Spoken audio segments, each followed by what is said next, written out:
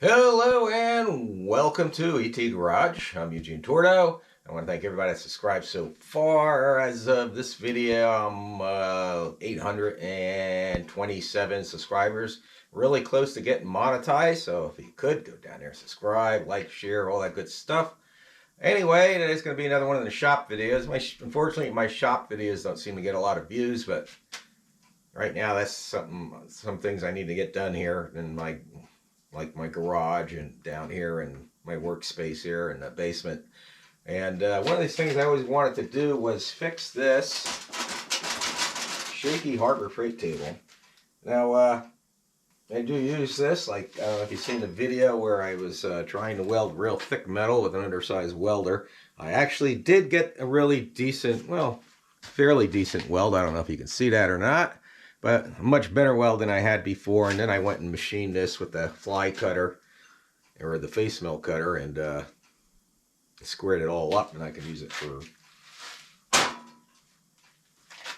whatever, fixing things on, holding things on the table and so forth. I'm sure I'll use it. It'll come in handy, I hope. So this way it wasn't a total waste of my time just to make a video. But one thing is annoying as hell is this thing's shaking. And one of the reasons it shakes is the feet keep falling off. And then you've got to look for them and put them back on. So I'm going to go ahead and take care of that. First, I'm going to clean this area real good. And I'll show you what I'm going to do to fix that.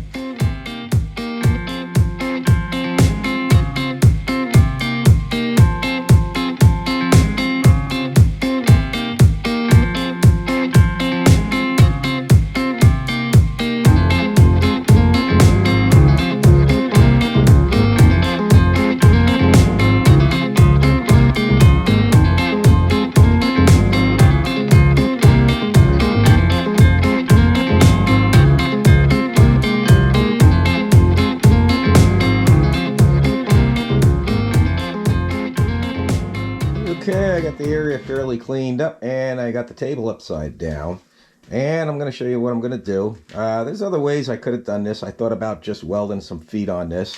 It comes with these little plastic suckers here that slide on. I could just glue them on so they don't come off or something like that. But I have all my concrete floors are old and weren't poured very well when they were poured back, I think, in the 40s. I think it was 1949 this floor was poured, and they didn't do an even job. I guess they weren't interested in full basements at that time in that era. But yeah, this floor is definitely not even, and so I want some adjustability. So I went to Home Depot, and I got 8 nuts, 8 washers, and 4 bolts. And I'm going to drill a hole, put it through, and then just have a nut on each side, and I can adjust it and then tighten the nuts. But I thought about just putting 1 nut on the bottom and welding it, and then I would just adjust up and down that way. It'd probably be a pain in the butt welding it to this metal, this being a lot thinner. I'm just going to go ahead and drill it and do that. So let me get doing that and get that out of the way.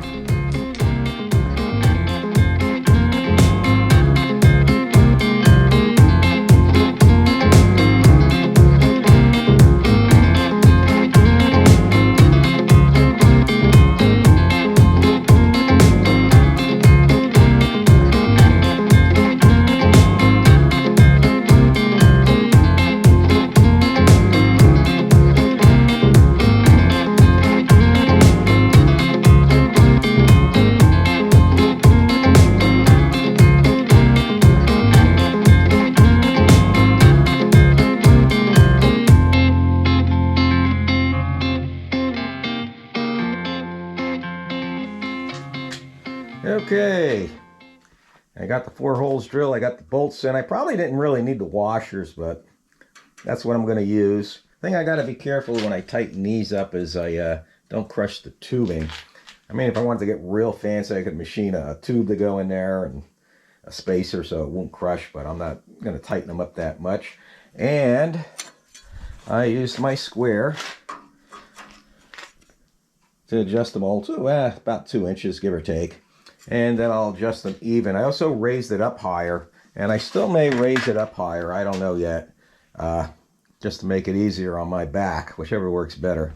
So let me get this thing flipped upside down, and we'll check it out, and I'll make some adjustments. And that'll be good.